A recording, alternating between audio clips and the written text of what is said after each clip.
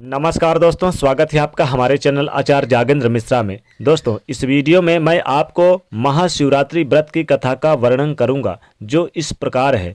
शिव पुराण के अनुसार प्राचीन काल में चित्रभानु नाम का एक शिकारी था। वह जानवरों की हत्या करके अपने परिवार का पालन पोषण करता था।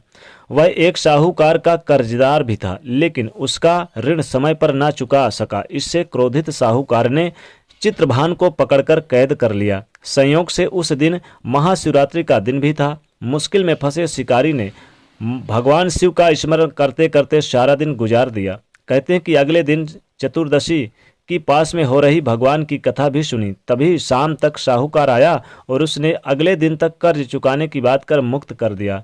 इधर भूख प्यास से व्याकुल शिकार को खोजता हुआ शिकारी बहुत दूर जंगल में अंधकार में निकल गया, और अंधकार ज़्यादा होने की वजह से उसने विचार किया कि रात जंगल में ही बितानी पड़ेगी।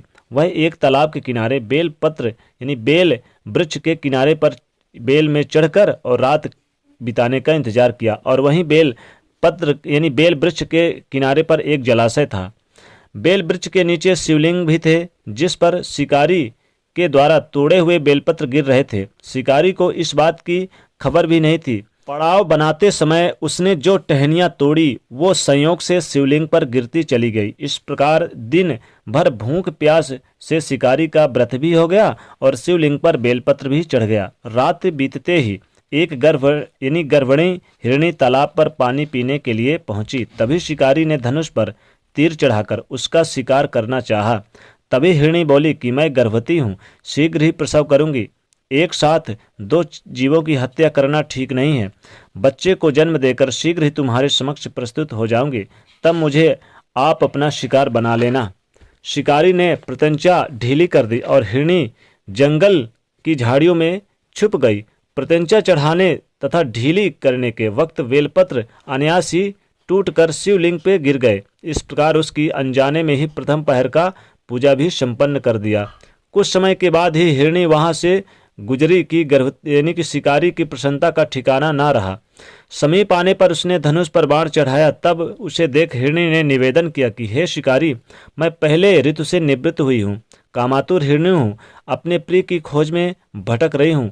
मैं अपने पति से मिलकर शीघ्र ही तुम्हारे पास आ जाऊंगी। शिकारी को दया आ गई और वह इस बार उसे जाने दिया। वह चिंता में पड़ गया कि रात्रि का आखिरी पहर भी बीत रहा था। इस बार भी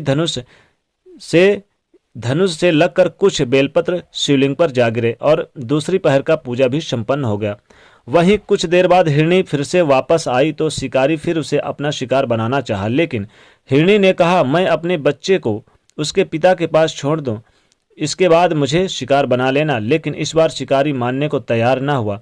बोला, मैं पहले भी तुम्हें 2 बार छोड़ चुका हूँ, मेरे बच्चे भूखे प्यासे से व्याकुल हो रहे होंगे। उधर मैं हिरणी ने फिर से कहा, जैसे तुम्हें अपने बच्चों की ममता सता रही है ठीक उसी तरह मुझे भी। शिकारी, मेरा विश्वास करो, इन्हें इनके पिता के पास छोड़कर तुरंत लौटने की प्रतिज्ञा करती हूँ।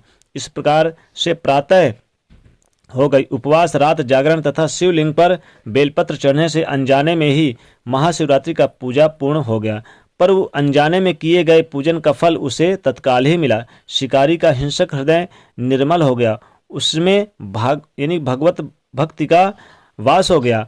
थोड़ी देर बाद वह मृग सपरिवार शिकारी के समक्ष उपस्थित हो गया ताकि वह उनका शिकार कर सके। किंतु जंगली पशुओं की ऐसी सत्यता और सात्विकता का सामूहिक प्रेम भावना को देखकर शिकारी को बड़ी ग्लानि हुई। उसने मृग परिवार को जीवन दान दे दिया। अनजाने में ही शिवरात्रि का व्रत का पालन करने पर शिकारी को मोक्ष की प्राप्ति हुई। जब मृत्यु काल में यमदूत उसके जीव को ले जाने लगे, तब शिव गणों ने उन्हें वापस भेज दिया तथा शिकारी को शिव लोक ले गए। शिव जी की कृपा से ही अपने इस जन्म में राजा चित्रभानु अपने पिछले जन्म को याद रख पाए तथा महाशिवरात्रि का महत्व को जानकर उसका अगले जन्म में भी पालन कर पाए। तो दोस्तों, ये जानकारी आपको कैसे लगी हमें कमेंट करके अवश्य बताएं, और इस वीडियो को लाइक शेयर अवश्य करें ताकि आपके ऊपर महादेव की संपूर्ण कृपा बरस सके। तो दोस्तों, ये थी महाशिवरात्रि की व्रत कथा, पावन व्रत कथा। तो दोस्तों, जाते वीडियो को लाइक जरूर करें, तो चैनल को सब्सक्राइब करें और शेयर करिए। जय श्री